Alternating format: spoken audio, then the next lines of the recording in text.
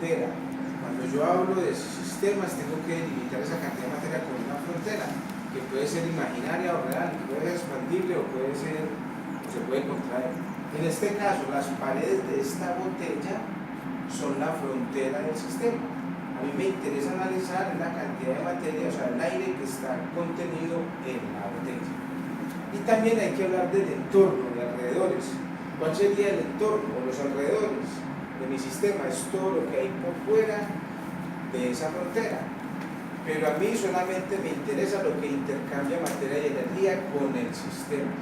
Mire que por fuera de esta frontera está el universo. Pero ¿qué me interesa analizar a mí? Lo que está intercambiando materia y energía con el sistema. Esta bomba hace parte de ese entorno porque miren que yo con esto puedo comprimir el gas, yo le puedo inyectar materia. El aire circundante hace parte del entorno porque ese aire puede recibir calor o le puede entregar calor al sistema. Y esto es un instrumento de medición, es un manómetro para medir la presión manométrica, obviamente hace parte de este montaje y del entorno. Por lo tanto, ya definimos lo que es sistema, frontera, ¿cierto? Y entorno, que es lo que me interesa a mí, que va a intercambiar materia y energía con el sistema. Hay dos tipos de sistemas, hay sistemas cerrados y sistemas abiertos. Un sistema es abierto cuando intercambia materia y energía con el entorno. Un sistema es cerrado cuando solamente intercambia energía. Cuando yo comprimo este gas, mire que está entrando materia, ¿cierto? Yo lo puedo evidenciar porque la presión aumenta, todas esas partículas de aire que están entrando ahí pues se confinan y eso hace que aumente la presión. Mientras yo le inyecto a esto aire, el sistema es abierto. ¿Por qué? Porque está entrando materia a través de la frontera. Pero cuando está así en equilibrio y quietecito, el sistema es cerrado, ¿cierto? No entra ni sale materia. Yo voy a trabajar este sistema como un sistema cerrado a pesar de que le inyecte materia y le saque materia, porque el análisis que vamos a hacer es en los estados de equilibrio. O sea, cuando usted tiene el sistema en equilibrio, con el entorno lo tiene en equilibrio, que las propiedades no cambian con el tiempo, no entra ni sale materia, como en estos momentos. En estos momentos está en equilibrio, no entra ni sale materia. Yo comprimo y cierro, y justo cuando yo cierro va a ser otro estado termodinámico, y en esos momentos no entra ni sale materia. Yo expando el gas, yo abro y dejo que salga materia y cierro, y justo cuando cierro es otro estado termodinámico, en ese momento no entra ni sale materia. Por lo tanto, yo voy a trabajar mi sistema como un sistema cerrado. ¿Listo? Entonces miren que ya definimos el concepto de sistema, tipos de sistemas, frontera y entorno. Para yo poder analizar ese sistema, yo tengo que hablar de los estados de equilibrio. Ya lo mencioné, los estados termodinámicos. Y ese sería el primer objetivo que nosotros nos planteamos con el experimento que vamos a hacer hoy, ¿cierto? Vamos a caracterizar los estados termodinámicos. O sea, mi sistema va a estar en diferentes estados termodinámicos de equilibrio. Este es uno. ¿Cuántos? 5. Aquí los podemos ver en este esquema. Vamos a pasar por 5 estados termodinámicos. ¿Qué es un estado? Un estado es la caracterización o el hallazgo del valor de las propiedades de mi sistema. ¿Cuáles propiedades? Las propiedades que han visto en este curso. Hay muchas propiedades. Por ejemplo, en esta ecuación, miren que estamos relacionando 4 propiedades para un sistema: la presión, el volumen, la temperatura y la masa. Una propiedad simplemente es la característica de un sistema, ¿cierto? Coinciden con las dimensiones que nosotros vemos en física: presión, volumen, temperatura, masa, energía interna, entalpía, entropía, capacidad térmica específica, presión constante o volumen constante. Entonces nosotros lo que vamos a hacer es caracterizar esos estados termodinámicos, o sea, hallar el estado termodinámico. Y eso me implica hallar el valor de las propiedades termodinámicas. ¿Cuáles vamos a hallar? Presión, volumen total, volumen específico, masa, temperatura, energía interna total y específica, entropía total y específica, entalpía total y específica, capacidad térmica específica, presión constante y capacidad térmica específica, volumen constante. Miren que esas son las propiedades que han trabajado en este curso, ¿cierto? Hay otro montón de propiedades, pero desde la termodinámica, por ahora, al nivel que están ustedes, esas son las propiedades que a mí me interesan. Por lo tanto, el primer objetivo que se persigue es que se haga una tabla con los estados termodinámicos, son 5, y que tengamos una fila con una lista de todas esas propiedades, y nosotros vamos a hallar para cada estado termodinámico el valor de cada una de esas propiedades. Unas propiedades se pueden medir, presión, volumen, temperatura. Otras se pueden hallar en función de las que se midieron a través de modelos matemáticos. Por ejemplo, la masa del aire yo no tengo cómo pesarlo, ¿cierto? Pero si yo conozco presión, volumen y temperatura, yo puedo hallar la masa. O si conozco tres propiedades diferentes de esa ecuación, puedo hallar la cuarta propiedad. Y hay otras propiedades que se sacan de tablas, están tabuladas. Energía interna, entalpía, entropía, capacidad térmica específica, presión y volumen constante son propiedades que las encontramos tabuladas y que en esa tabla se colocaron porque se han hecho experimentos y se ha podido hallar el valor de esas propiedades. Les queda claro el primer objetivo. Para cada uno de esos estados termodinámicos vamos a hallar las propiedades, o sea, vamos a hallar el estado termodinámico, vamos a hallar el valor de esas propiedades. Unas las medimos, otras las calculamos y otras las sacamos de tablas. Ese sería el primer objetivo. Ahora estamos hablando de propiedades. ¿Qué es una propiedad? Simplemente es una característica de un sistema. Y las propiedades se clasifican en propiedades intensivas y propiedades extensivas. Una propiedad intensiva no depende de la cantidad de masa que tiene el sistema, como la temperatura y la presión. Si yo tengo 1 kilogramo de agua y le mido la temperatura, y de ese kilogramo de agua extraigo 100 gramos y le mido la temperatura cambia. No depende de la cantidad de materia del sistema, por lo tanto es una propiedad intensiva, igual que la presión.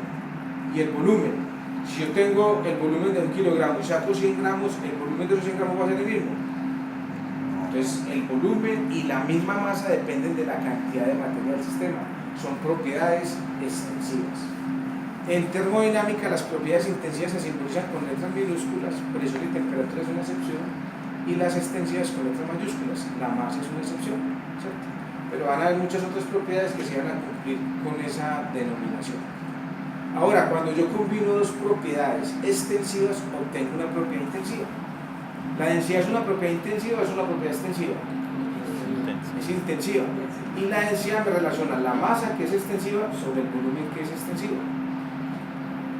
El volumen específico se define como volumen total, o sea, una V mayúscula sobre la masa. Es una propiedad intensiva. Cuando yo cojo una propiedad extensiva y la divido por la masa, yo la estoy volviendo una propiedad intensiva y la llamo con el nombre de la propiedad y el adjetivo específico. Entonces tenemos volumen total y volumen específico, energía interna total para el sistema, energía interna específica por unidad de masa, entalpía total, entalpía específica, entropía total, entropía específica, ¿cierto? Incluso el concepto se generaliza al intercambio de calor, al intercambio de trabajo. Yo puedo hablar de calor total del sistema o calor específico, calor por unidad de masa del sistema, o puedo hablar de trabajo total o trabajo específico, ¿cierto? Entonces mire que es como el lenguaje y los conceptos que nosotros necesitamos tener claros en termodinámica. Entonces ya ahí nosotros sabemos que en ese primer objetivo vamos a hallar todas esas propiedades, tanto intensivas como extensivas, para cada uno de esos estados termodinámicos. Para que pueda haber un cambio de estado, miren que ahí tenemos un estado de equilibrio, pero vamos a pasar por 5 estados. ¿Qué se necesita? Miren que eso como está ahí solo va a pasar a otro estado. Para que esas propiedades cambien a otro estado de equilibrio, ¿qué necesita que pase en el sistema? ¿Qué necesita? Se necesita un intercambio de energía. El aplicar suena como que entra energía, no, la energía puede entrar o puede salir. Y la energía para ustedes hasta ahora se manifiesta de dos formas, como calor o como trabajo. Entonces si mi sistema intercambia calor o trabajo, si entra o si sale calor o trabajo, obviamente eso va a modificar las propiedades del sistema, ¿cierto? Y como el sistema tiene un estado energético, dentro de esas propiedades hablamos de energía interna, la entalpía también tiene que ver con la energía, la entropía tiene que ver con la energía, la capacidad térmica específica a presión constante tiene que ver con la energía. O sea que mi sistema en este estado de equilibrio, en cualquier estado de equilibrio, tiene un estado energético, tiene una cantidad de energía. Obviamente, si se intercambia energía, ese estado energético cambia. Entonces yo puedo decir que todo el intercambio de calor más todo el intercambio de trabajo entre el sistema y el entorno a través de la frontera me ocasiona a mí una acumulación de energía, una acumulación de su estado energético. Y esa acumulación puede ser positiva si el sistema gana energía, puede ser negativa si el sistema pierde energía, o puede ser igual a cero porque gana o pierde, ¿cierto? Eso que acabé de mencionar matemáticamente se escribe así: todo el intercambio de calor más todo el intercambio de trabajo va a ser igual a una acumulación de energía en el sistema. Y eso en termodinámica se conoce como ¿qué?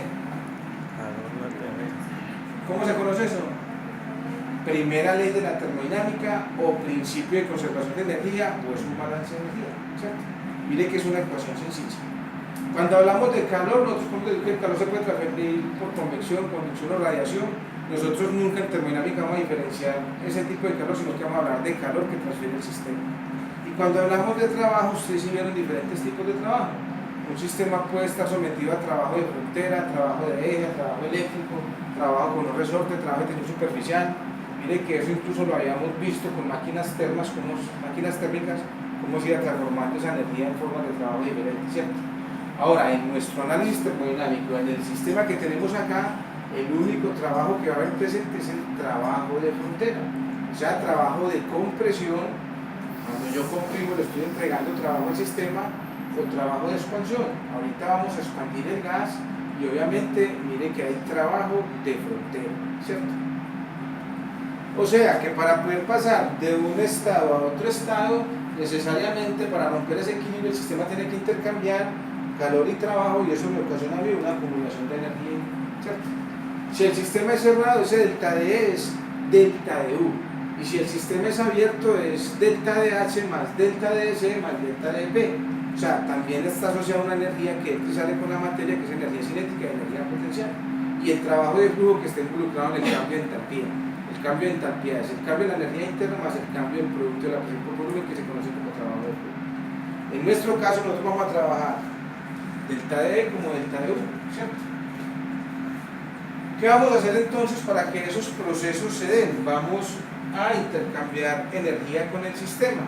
Son 4 procesos por los que vamos a pasar. De 1 a 2 es una compresión adiabática. ¿Qué significa adiabático? No hay intercambio de calor. De 2 a 3 es una expansión isovolumétrica. De 3 a 4 es una expansión adiabática. Y de 4 a 5 es una compresión isovolumétrica. ¿Cuál sería el segundo objetivo? El segundo objetivo entonces es que vamos a listar los 4 procesos y le vamos a hacer una caracterización energética. ¿En qué consiste la caracterización energética? Vamos a hallar el intercambio de calor y el intercambio de trabajo que el sistema intercambia con el entorno, tanto en forma total como en forma específica. Y vamos a hallar la acumulación de energía interna, la acumulación de entalpía y la acumulación de entropía, o sea, el cambio en la energía interna delta de U, el cambio en la entalpía delta de H y el cambio en la entropía delta de S. Esa es una propiedad que van a ver más adelante. ¿No han visto la segunda ley todavía? Tiene que ver con la calidad de la energía. Pero es bueno que se adelanten un poquito, pueden obviar esa parte del informe según lo que ustedes convengan con el profesor. O sea que para cada proceso vamos a tener el intercambio de calor, el intercambio de trabajo, la acumulación de energía interna, de entalpía y de entropía, en forma total y en forma específica. Lo que es la acumulación de energía interna, de entalpía y de entropía, es sencillo. ¿Por qué? Porque esa acumulación es la energía en el estado final menos la energía en el estado inicial. Entonces, de 1 a 2 delta de U, ¿qué es? Es U2 menos U1. De 2 a 3, U3 menos U2, y así sucesivamente. Igual con la entalpía y la entropía. S2 menos S1, S3 menos S2, S4 menos S3, o H2 menos H1, H3 menos H2, ¿cierto? Y es fácil porque se supone que como ya conocemos los estados termodinámicos, recuerden que en la primera tabla tenemos esos valores puntuales, los valores de las propiedades de estado, no es sino hacer la diferencia. En Excel simplemente escoger una celda menos la otra y arrastrar y listo. Queda la diferencia para todos los procesos, tanto en forma total, porque recuerden que esas propiedades las hallamos en forma total como en forma específica. Resulta que delta U, delta H y delta S también tienen unos modelos matemáticos, ustedes ya lo vieron en clase, para evaluarlos. Delta de U es la integral de C sub P de T, capacidad térmica específica o volumen constante por el diferencial de temperatura. Y delta de H es la integral de C sub P de T. En esos intervalos tan pequeños, el C sub P y el C sub P, que son propiedades que se consideran constantes, sale de la integral, y delta de U se puede evaluar como C sub P por delta de T. De 1 a 2, C sub B por T2 menos T1. De 2 a 3, C sub B por T3 menos T2. Ahora, ¿con qué C sub B se trabaja? Pero lo más indicado es trabajar con un C sub B promedio entre los dos estados. De 1 a 2 sería C sub B1 más C sub B2 sobre 2, es la media, por T2 menos T1. Como ya se conocen esas propiedades de estado en ese primer objetivo, simplemente con una ecuacioncita en Excel se traen todos esos valores y se obtienen. Lo mismo que el delta de H, C sub P por delta de T, C sub P medio por T2 menos T1, C sub P1 más C sub P2 sobre 2, ¿cierto? Sería la media. Entonces mire que sería fácil calcular esos valores después de tener todos esos estados termodinámicos. Y delta de S también tiene un modelo matemático, eso no lo han visto. Es C sub P logaritmo natural de T2 sobre T1 menos 0 logaritmo natural de P2 sobre P1, o C sub B logaritmo natural de T2 sobre T1 más R logaritmo natural de B2 sobre B1. No son complejos esos modelos, están en función de las propiedades de estado. Simplemente se mete esa ecuación ahí con las celdas donde están esos valores y ustedes tranquilamente pueden hallar el delta de S. O sea que en esa caracterización energética de los procesos se va a hallar la acumulación de energía interna, entalpía y entropía para cada proceso con los datos tabulados y con los modelos matemáticos, ¿cierto? Para que utilicen las dos cosas. Y de igual forma el intercambio de calor y el intercambio de trabajo se van a hallar. Recuerden que el trabajo es trabajo de frontera. Y el trabajo de frontera, yo me puedo apoyar en la integral del PdV si puedo hacer esa integral. O si no, yo también puedo apoyarme en la primera ley. Si yo conozco uno de estos dos términos y conozco el cambio de energía interna, yo puedo hallar el otro término, ¿cierto? Mire que de esa forma se hace la caracterización energética de los procesos que hay ahí. Hay un tercer objetivo y es realizar un diagrama de presión contra volumen donde ubiquemos los estados termodinámicos con sus respectivas trayectorias. Resulta que cuando yo hablo de un proceso es un cambio de estado y para que se dé un intercambio de energía, esos procesos se pueden graficar en diagramas de dos propiedades, como presión, volumen, presión, temperatura, temperatura, volumen. Van a ver más adelante el diagrama de Moller que es entalpía contra entropía, o temperatura contra entalpía, ¿cierto? Yo siempre puedo graficar esos procesos en diagramas de dos propiedades. El tercer objetivo es que se haga en un diagrama de presión contra volumen. Y la trayectoria simplemente es la ecuación o el camino que rige el comportamiento en el cambio de estado, o sea, de ese proceso. Cuando en un proceso permanece una propiedad constante, yo puedo llamar el proceso con el prefijo iso y el nombre de la propiedad, ¿cierto? Entonces, un proceso a temperatura constante es un proceso isotérmico. A volumen constante es un proceso isovolumétrico o isocórico. A presión constante isobárico. A isoentálpicos, isotrópicos, ¿cierto? Aquí coincide que de 2 a 3 y de 4 a 5 el volumen permanece constante, pero el volumen específico, porque se van a dar cuenta que el volumen total siempre es el mismo porque es un tanque de paredes rígidas. En estos dos vamos a decir de que el volumen específico es constante, o sea que para unir el punto 2 con el punto 3 y el 4 con el 5 simplemente son líneas verticales. Entonces miren que son trayectorias sensibles. Y de 1 a 2 y de 3 a 4 son procesos adiabáticos. Adiabático significa que no hay transferencia de calor y van a ver cuando ustedes cojan el tema de la segunda ley que son procesos isoentrópicos, o sea que la entropía entre 1 y 2 va a ser la misma, permanece constante igual de 3 a 4 y obviamente van a consultar entonces para poder unir esos puntos cómo se grafica una línea de entropía constante en un diagrama PV, ¿cierto? Entonces miren que ahí cumplirían con el tercer objetivo y es ubicar los estados termodinámicos y graficar las trayectorias de esos procesos en un diagrama de presión contra volumen. Y el cuarto objetivo es lo que propone el autor de un texto de experimento. Esto es copia de ese texto, ahí está el texto, creo que es Manuel Urquiza. Mire que aquí está el montaje que tenemos. En este experimento lo propuso ¿para qué? Aquí dice determinación de la relación C sub P sobre C sub B, método de Clement y de Sornes. La relación C sub P sobre C sub B se conoce como coeficiente adiabático de un gas ideal. Se simboliza con una K o con la letra griega gamma, ¿cierto? Y es la relación de esas dos propiedades. Entonces, él aquí desarrolla un método experimental y desarrolla un modelo con este montaje para poder sacar ese valor. Cuando ustedes van a las tablas de gases ideales a sacar C sub P, C sub B, también aparece una columna con ese valor de K, que es el coeficiente adiabático gamma. Este modelo que él desarrolla está en función de 3 presiones absolutas de los 5 estados por los que vamos a pasar y el segundo término está elevado a ese coeficiente adiabático gamma.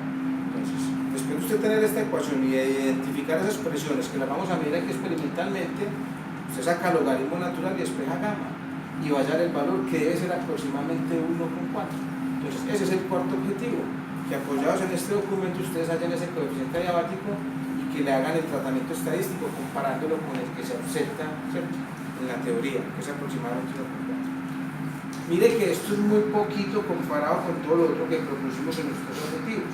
Prácticamente en los otros tres objetivos ustedes están repasando o repasamos incluso todo lo que se ha visto en el curso de termodinámica hasta ahorita, enfocado a gases ideales. Ahorita le pueden sacar entonces copia de esto para que puedan cumplir con ese otro objetivo. Esa es como la teoría pertinente a lo que vamos a hacer, ¿cierto? Entonces, vamos a comenzar a trabajar. Se supone que en este mismo montaje experimental ya escogimos el sistema es el aire contenido en esta botella, la botella es la frontera, las paredes de la botella, y el entorno simplemente se compone del aire que lo circunda del manómetro y de esta bomba para realizar trabajo. Este es mi primer estado termodinámico. Este recipiente tiene un volumen de 20 litros. Miren que son los recipientes donde le entra el agua, ¿cierto? Tiene la capacidad de 20 litros, o sea que el volumen total del sistema es de 20 litros, ¿cierto? Y ese volumen total es el mismo para todos los estados porque el aire simplemente se acomoda a ese recipiente. Como esto es un tanque rígido, ese volumen no va a cambiar. El que sí va a cambiar es el volumen específico porque puede entrar más o puede salir más del sistema. ¿Cuál sería la temperatura del sistema en estos momentos? Ambiente. La del entorno porque está en equilibrio térmico con el entorno. En el manómetro, esto se conoce como un manómetro en U, tiene ahí un fluido manométrico, en este caso es agua, pero puede que sea mercurio, puede ser cualquier otra sustancia. En el manómetro en U, mire que es un tubo, no es una manguera y un extremo está conectado al sistema, simplemente la diferencia de altura o ese fluido me dice cuál es la presión manométrica. En este momento tenemos esa diferencia igual, o sea que la presión manométrica del sistema sería ¿cuánto? 0, ¿cierto? Hay manómetros en U y hay manómetros de Bourdon, que son estos relojitos que tenemos acá. Miren que aquí se ve la escala en bares, pero aquí tenemos un manómetro en U.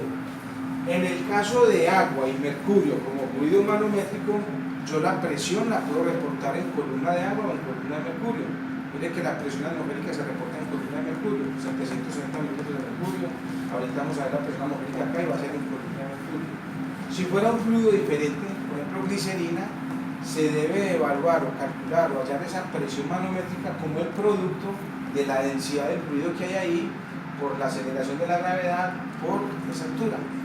Y esas unidades que se obtienen ahí son consistentes para que me den pascales, sistema internacional, o en PSI, en el sistema desierto.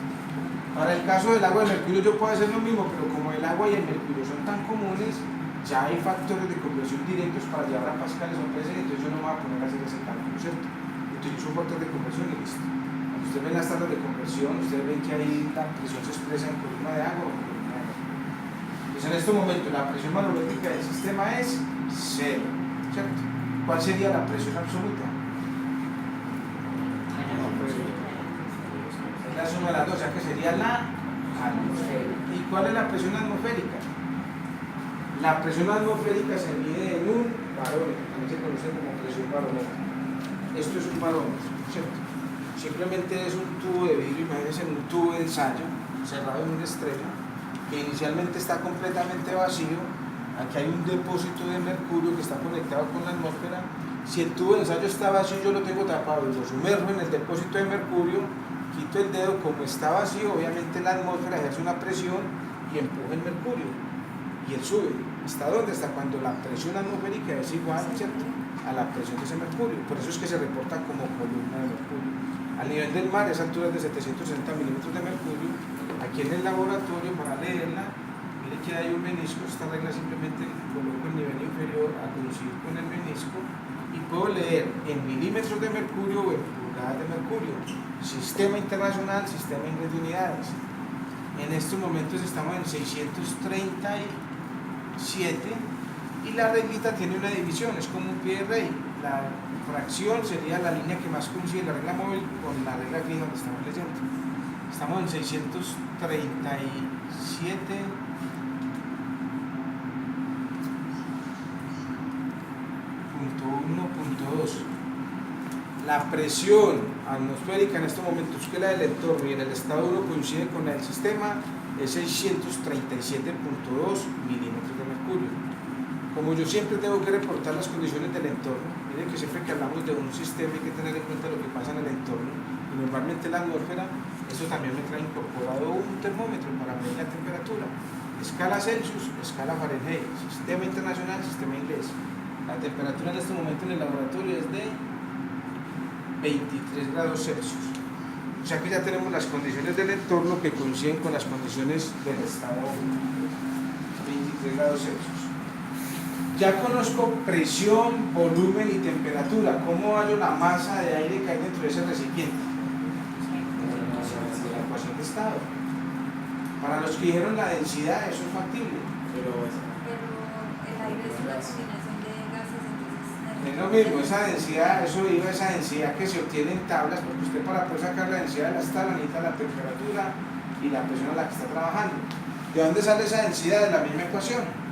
Si yo paso el volumen a dividir, me queda masa sobre el volumen que es densidad y despejo y me queda esa densidad en función de la temperatura y de la presión. Entonces, yo lo puedo hacer, pero es dar una vuelta más larga. Esas densidades que están tabuladas precisamente se hallaron con la ecuación de estado. Entonces, de una vez yo la tengo ahí con esas tres propiedades, yo saco la masa de ahí, ¿cierto? ¿Cómo hay el volumen específico? El volumen total sobre masa. ¿Cómo hallo la energía interna, la entalpía, la entropía, se sube y se sube? Tablas. Y en las tablas, ¿yo cómo las saco de las tablas? Con temperatura, la presión no. Para los gases ideales, esas propiedades que tienen que ver con energía son exclusivamente función de la temperatura. En las sustancias puras sí necesitamos dos propiedades intensivas. Se halla el estado termodinámico y se van las tablas de vapor según el estado y se sacan el resto de las propiedades. Aquí no, aquí esas propiedades son exclusivamente función de la temperatura. Esas son propiedades intensivas, las que están tabuladas. ¿Cómo hallo las propiedades extensivas? O sea, energía interna total, entalpía total, entropía total. Se multiplica con la masa. Mire que en Excel eso no es sino coger una columna y aplicarle la multiplicación o la división en modelo matemático y eso sale de ahí. Ya tenemos caracterizado el primer estado termodinámico. Para pasar al estado 2 vamos a hacer una compresión adiabática. Es comprimir el gas, es cierto. Suministrarle trabajo de frontera, compresión. Entonces, ¿cómo vamos a pasar al estado 2 y al estado 3? Yo comprimo y yo cierro. Justo cuando yo cierro acá es el estado 2, ¿cierto? Ustedes ven que él se comprime porque la presión aumenta. En 2 ya no entra ni sale materia, pero resulta que yo en 2 no puedo caracterizarlo como lo hicimos con 1 porque no se me queda ahí quieto. Él alcanza una presión máxima que es el estado 2 y él empieza nuevamente a expandirse a volumen constante hasta que alcanza un estado de equilibrio 3. A expandirse a volumen constante, o sea, si esto está cerrado ya no entra ni sale masa, por lo tanto el volumen específico es constante, pero es una expansión isovolumétrica. Y yo sé que se está expandiendo porque la presión disminuye, ¿cierto? Y se equilibra en 3. A mí para medir la presión 2 me da solamente si aquí hay un nivel de referencia como para ver hasta dónde sube un ramal, porque es tan rápido que yo no puedo coger y mirar acá hasta dónde abajo este y dónde está el otro, no. Como en el estado 1, en el 3 y en el 5, ¿cierto? Vamos a ver ahorita. Entonces yo lo que puedo hacer es retener hasta dónde sube un ramal de estos, como está aquí a una altura, si esto sube 20 centímetros, ¿cuánto baja este? 20. O sea que yo retengo eso en la mente para medir la presión, cuando mira esa distancia la multiplico por 2 y esa es la presión en el estado 2. El volumen total va a ser el mismo. Entonces yo lo que hago es esperar a que se estabilice en 3, analizo 3 y me devuelvo para 2. Pero en 2 sí tengo que retener esa presión, ¿cierto? Ese valor. En 3 va a estar quietecito, entonces ya puedo caracterizar el estado como decimos. ¿Por qué no se queda quieto? Todo lo que va a ocurrir. Si yo comprimo, le estoy entregando trabajo al sistema, ¿cierto? Es un proceso adiabático. Por lo tanto, el calor es 0. Se considera que es 0 porque mire que cuando yo le estoy entregando energía al sistema es tan rápido que esa energía que el sistema acumula no alcanza a disiparla como calor. Es como si yo pasara el dedo por encima de la llama de una vela. Si yo la paso rápidamente no hay lugar en la transferencia de calor.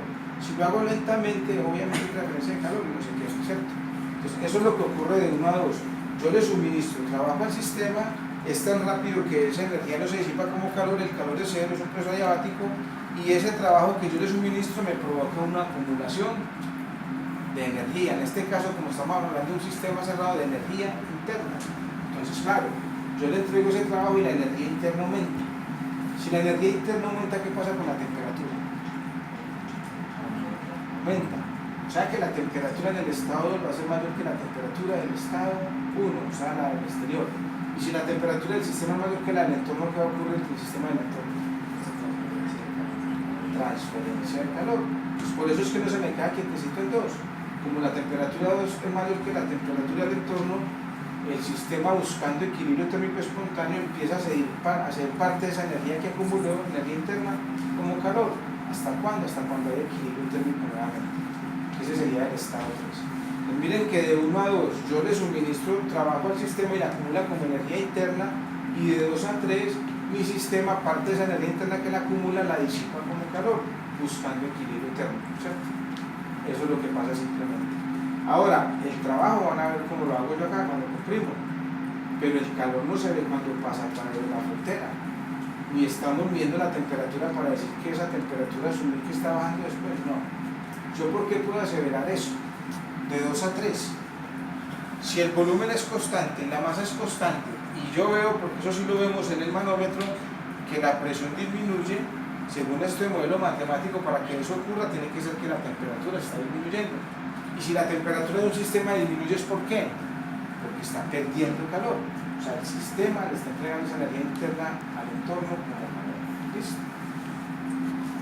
Voy a hacer la compresión, cierro, no nos da sino para fijarnos. En este momento está aquí en 60.5. Nos fijamos hasta dónde sube este nivel y ya esperamos a que se equilibre y analizamos 3 y luego 2. Pues yo comprimo, subí hasta 16, cierro, miren que él no se me queda en 16, y en estos momentos miren que él se está descomprimiendo, se está expandiendo, miren cómo baja la presión. ¿Por qué baja la presión? Si el volumen y la masa es constante, es porque la temperatura está disminuyendo, ¿cierto? Y si la temperatura disminuye, es porque el sistema se está enfriando. O sea, ahí el calor no se siente porque es que eso es cantidad muy pequeña, subirá por ahí 2 grados, 3 y mucho. Pero si ven que ahí se está descomprimiendo. Si no se hace un análisis de eso, uno pensaría no tiene una fuga, ahí no hay fugas. Simplemente el gas estaba más caliente y al enfriarse disminuye su volumen, ¿cierto? Su presión, perdón. El estado 2 es justo cuando llegó a la máxima presión, pues ese ramal subió hasta 16. Mire que ahí yo no puedo parar a hacer el análisis, no, tengo que esperar a que termine en el estado 3 y se hace el análisis. Profe, 16 atmósferas. No, centímetros, pero seguía miramos con ese valor, haciendo la diferencia. Podemos empezar a analizar el estado 3, ¿cierto? El volumen total en el estado 3, 20 litros. La temperatura en el estado 3, en el estado 3, bien. Recuerden que en el estado 3 nuevamente hay equilibrio térmico entre el sistema y el entorno. La presión manométrica sería esta diferencia, ¿cierto? ¿Cuál es esa diferencia? No. Aquí hay 3. Hay una diferencia. Miren la diferencia en la columna. Eso es 48. Manométrica del sistema. 48. 84 menos 37,5. ¿Cuánto da eso? 84, 37,5. 47 centímetros de agua. Esa es la manométrica, ¿cierto? Pero se trabaja con presiones absolutas. ¿Qué hay que hacer con esa presión? Se le suma la atmosférica. O sea que se conoce presión, volumen y temperatura. ¿Cómo hallo la masa en el estado 3? Con la ecuación de estado, mayor, menor o igual que la del estado 1. Mayor, no, la masa. Mayor porque necesitamos masa. El volumen específico es el volumen sobre la masa. Con la temperatura 3 hallo las propiedades e intensidades de tablas y multiplicando por la masa las extensivas. Noten que la temperatura 3 es la misma temperatura 1, por lo tanto esas propiedades van a ser las mismas, ¿cierto? Pero las totales van a ser las mismas. ¿Por qué no? Porque hay más cantidad de masa. Entonces mire que hubo un aumento en ese estado energético por la masa que entró, ¿cierto? Entonces ya queda caracterizado el estado 3. El estado 2, sabemos que la presión máxima que se obtuvo fue cuando este ramal subió hasta 16, ¿cierto? Y estaba en 60.5. ¿Cuántos serían? 44.5 centímetros por 2, porque lo que subió un ramal va por el otro, o sea 89. Entonces, la presión manométrica para el estado 2 fueron 89 centímetros de agua, ¿cierto? 89 centímetros de agua. El volumen, 20 litros. La masa del estado 2, ¿cuál sería? Averígüela. ¿De qué? Masa 1 más la masa que entró. Pero es que no conozco tampoco la temperatura 2. ¿Y cuál es la masa que entró? Más fácil, si conozco la del estado 2, puedo hallar la que entró, ¿cierto? Yo creo que es una pregunta que hay. Ojo, yo en 2 cerré y se fue hasta 3. ¿Cuál es la masa del estado 2? No, de 3. La masa 3. Recuerden que es un proceso isovolumétrico referido al volumen específico. M2 es igual a M3, entonces ¿cuánto vale la temperatura 2? ¿Cómo la hallo? Así con la ecuación de estado. Mayor, menor o igual que la del entorno. Mayor, porque mire que yo le entregué energía al sistema en forma de trabajo y era como energía interna. Con la temperatura 2 hallo las propiedades intensivas y multiplicando por la masa las propiedades extensivas. Y queda caracterizado el estado 2, ¿cierto? ¿Cómo vamos a hacer para expandir el gas? Mire que el gas en este momento está ahí comprimido. Entonces, ¿yo qué voy a hacer? Yo abro y cierro. Cuando yo abro, claro, mire que hay un gradiente de presión entre el sistema y el entorno. Entonces, el gas empuja a la atmósfera, o sea que sale trabajo de frontera, ¿cierto? Hay una expansión del gas. Justo cuando yo cierro es el estado 4. Y como el gas se abrió a la atmósfera del sistema, la presión 4 sabemos que es la presión atmosférica. El volumen va a ser el mismo, pero en 4 no se me queda quietecito, ¿cierto? ¿Por qué? El mismo análisis de ahora. Si el sistema tiene aquí en estos momentos una energía interna acumulada y yo lo abro y parte de esa energía interna la entrega como trabajo, ¿qué pasa con la energía interna del sistema? Disminuye. Por lo tanto, la temperatura en 4 también disminuye, pues de 3 a 4, ¿cierto? Porque influyó la energía. Como la temperatura en 4 es menor que la del entorno, ¿qué va a pasar entonces?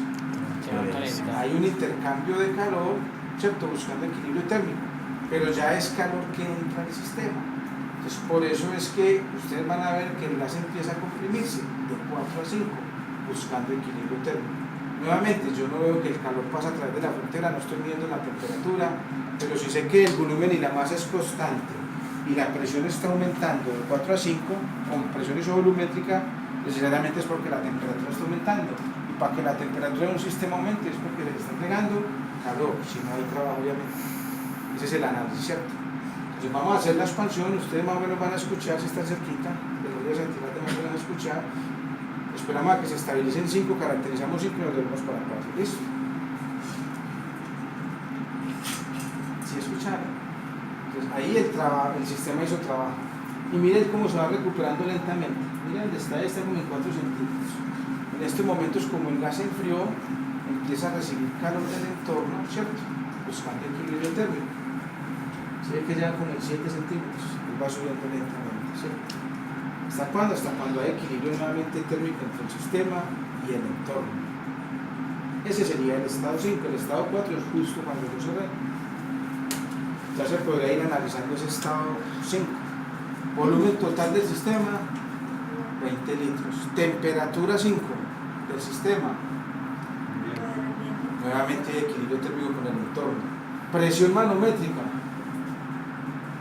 En este momento está en 65 menos 56. Serían 9 centímetros de agua. Para hallar la absoluta se le suma la atmosférica. Conozco presión, volumen y temperatura 5. ¿Cómo hallo la masa? Ecuación de estado, ¿cierto? Con la temperatura hallo las propiedades intensivas, que son las mismas de 3 y de 1, y multiplicando por la masa en las propiedades extensivas. La masa en 5 va a ser menor que la masa 3, pero mayor que la masa 1. ¿Listo? Ya tengo el estado 5. En el estado 4, presión atmosférica.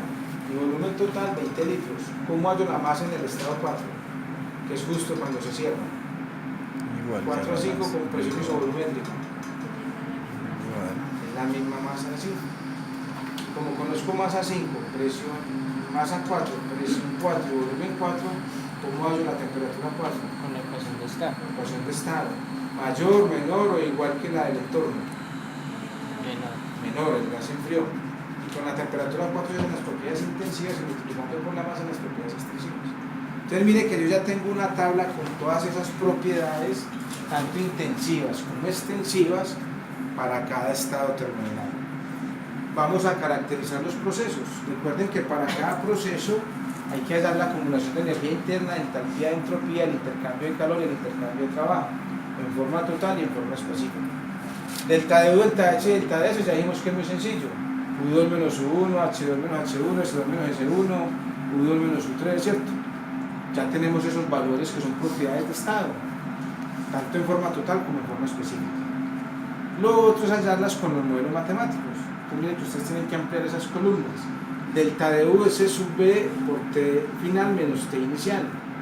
De 1 a 2 se toma un C sub B promedio, C sub B1 más C sub B2 dividido 2 por T2 menos T1. De 2 a 3, C sub B2 más C sub B3 sobre 2 por T3 menos T2. Y así sucesivamente. Lo mismo con delta de H, pero se utiliza C sub P, que también se conocen porque miren que los tenemos en cada estado. Y también hay modelo matemático para delta de S. Y se tienen tanto en forma total como en forma específica. O sea que con los modelos matemáticos para gases ideales también se pueden hallar esos valores de acumulación de energía interna, entalpía y entropía. Entonces mire que ustedes pueden meter esas ecuacioncitas en esas celdas referenciándolas con las columnas de los estados termodinámicos y se obtiene de una vez esa caracterización energética respecto al cambio de energía interna, entalpía y de entropía de cada proceso. Para el caso de calor y trabajo, de 1 a 2, con presión adiabática, ¿cuánto vale el calor? 0. ¿Cómo hace el trabajo? ¿Cuál es la ecuación? ¿Cómo se llama esta ecuación? Primera ley, o balance de energía, o principio de conservación de energía. Si el calor es 0, el trabajo es igual a delta de U, y delta de U ya se conoce en forma total, en forma específica, con los datos tabulados y con el modelo matemático. Simplemente es decir a esa celda igual a esa otra celda y ya, sale para el de 2 a 3, expansión isovolumétrica. ¿Cuánto vale el trabajo de frontera? 0, no hay cambio de volumen. Y ahí ustedes vieron que no hubo trabajo, ¿cierto? Entonces, ¿cuánto vale el calor? ¿Cuánto? ¿O cómo lo hallo? U3 menos U2. Se tiene con datos tabulados, con modelos matemáticos, en forma total y en forma específica. Entonces mire que tampoco hay problema. De 3 a 4, expansión adiabática. ¿Cuánto vale el calor? ¿Cuánto vale entonces el trabajo? U4 menos U3, con datos tabulados, con modelos matemáticos, en forma total y en forma específica. Mire que se vuelve como una repetición de la repetidera. De 4 a 5, con presión isovolumétrica. ¿Cuánto vale el trabajo? Y el calor, repitan cómo es, 5 menos 4 con datos tabulados, con modelos matemáticos, en forma total y en forma específica. Entonces mire que ahí ya se caracterizó energéticamente cada proceso, ¿cierto? Luego, ¿qué hay que hacer? Tercer objetivo, coger presión y volumen de cada estado, ubicarlo en un diagrama PV y unirlos con las líneas de volumen constante y de entropía constante según cada uno de esos procesos. Y el tercer objetivo es coger ese modelo matemático, meter las presiones que indican ahí, son presiones absolutas, son 3 de los 5 estados termodinámicos que hay ahí, se les saca el logaritmo natural y se despeja gamma y les da aproximadamente 1,4. Entonces mire que se hay que dar como de los 4 objetivos. ¿Repasaron o no lo que se ha visto en el curso? Prácticamente todo enfocado a gases ideales y con un experimento tan sencillo. Eso era lo que había para hoy. Venga, yo les pido un favor a los de los videos, a ver si me lo regalan. Si la cámara de los todos. Sí. Para mí lo ideal de esto es que ustedes lo hagan cada uno. Miren que el video lo pueden ver en la casa y simplemente vienen y hacen eso. Eso lo hacen en 5 minutos en todas las prácticas. Que miren que repetir lo mismo. En esta semana, 16 veces repitiendo lo mismo. Ustedes me regalan los videos.